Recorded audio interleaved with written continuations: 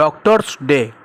আর doctors ডেতে গিয়ে ডক্টরদের শুভেচ্ছা সংবর্ধনা জানালেন আরামবাগের হরিণকলা পুলিশ ক্যাম্পের অফিসার অনিমেষ গোয়েন।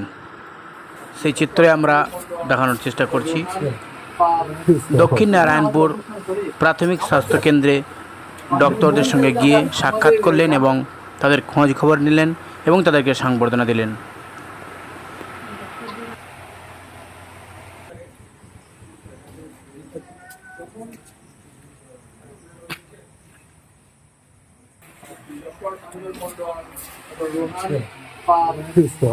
আমাদের অনুষ্ঠান করে আমরা